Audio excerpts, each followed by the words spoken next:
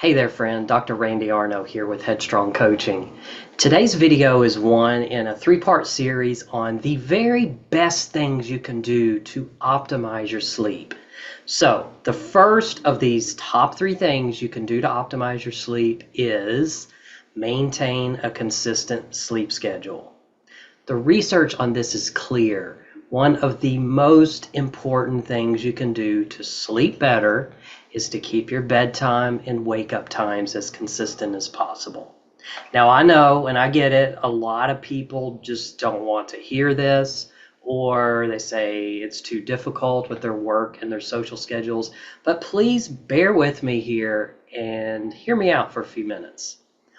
Like I said, one of the most effective ways to optimize your sleep is keeping a consistent sleep schedule. And when I say keep a consistent sleep schedule, that also means the weekends. Now, here's why. Consistency is key because it helps regulate our body's internal clock, also known as our circadian rhythm. When we stick to a regular sleep schedule, our bodies really learn when it's time to sleep and when it's time to wake up.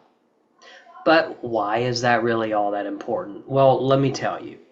A consistent sleep schedule not only improves the quality of your sleep, but it enhances your overall health and well-being.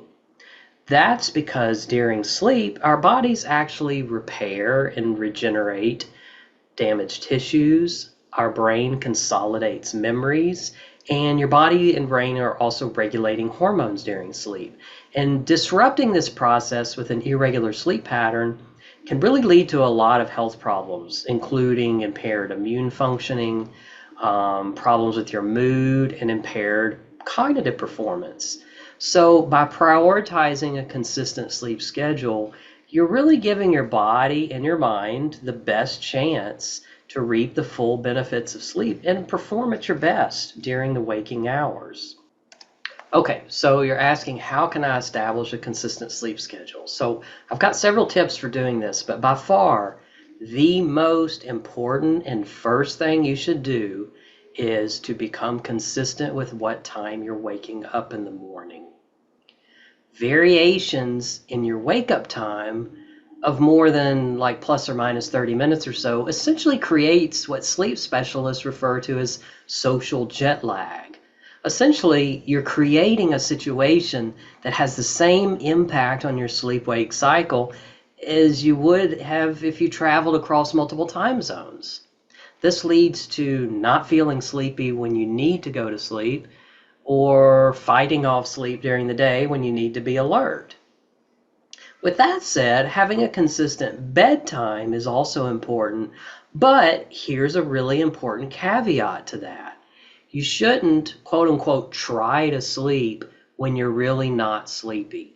You literally cannot make yourself go to sleep. And if you find yourself trying to sleep, then you're really not sleepy enough to go to sleep. And trying is just going to cause frustration, which in turn makes it even harder to get to sleep. So, what I'm saying here is shoot for a consistent bedtime and don't go to bed too much earlier than that bedtime, but be sure not to try to go to sleep before you actually feel sleepy. And also, if you do go to bed and you haven't fallen asleep within about 30 minutes, get out of bed, preferably out of the bedroom as well, and do something else, something quiet, relaxing, and non-stimulating until you start to feel drowsy again.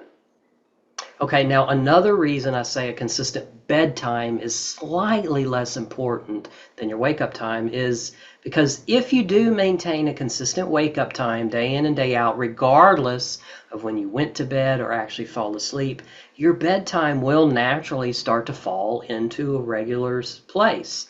And so, in other words, you'll naturally start feeling sleepy at about the time you need to go to bed to get your body's personal amount of sleep that it needs. Now, if you didn't get to sleep until late and you're maintaining a consistent wake-up time anyway, you're probably going to have a few days that are not that pleasant, feeling really sleepy during the day, perhaps more irritable. But this is just some sleep debt building up that will actually make your body start feeling ready for sleep at a more appropriate time. So give your body some time to adjust, knowing there probably will be a few days adjustment period where it doesn't feel that great. Okay, now one final tip here is to help maximize the chances that your mind and body will be ready for sleep around bedtime. So keeping a consistent wake-up time will help, but you can capitalize on that further by creating what I call a bedtime routine. A relaxing bedtime routine is essentially like a wind down with activities that you do on a regular basis about an hour or so before bedtime, which helps signal to your body that it's time to sleep. So some good examples that you can do in a bedtime routine are meditation, deep breathing relaxation exercises, some gentle stretching or some yoga poses, reading a book or listening to relaxing music, or any combination thereof. Now, there are two things going on here with this type of routine that helps with your sleep. I'm not going to delve too much into the psychology or the physiology at the moment in this video, but several of these types of wind down activities literally do lower your physiological arousal, meaning your heart rate, blood pressure, and breathing all decrease, which obviously increases a feeling of relaxation and signals to your body that it's time for sleep. The second aspect has to do not so much with the specific activities themselves, but the fact that you tend to do them on a regular basis. If you have specific things that you're doing on a regular basis close to bedtime, there's a type of learning process going on that psychologists refer to as classical conditioning. And essentially what that means is your brain starts to learn that these activities are a signal that bedtime is coming soon.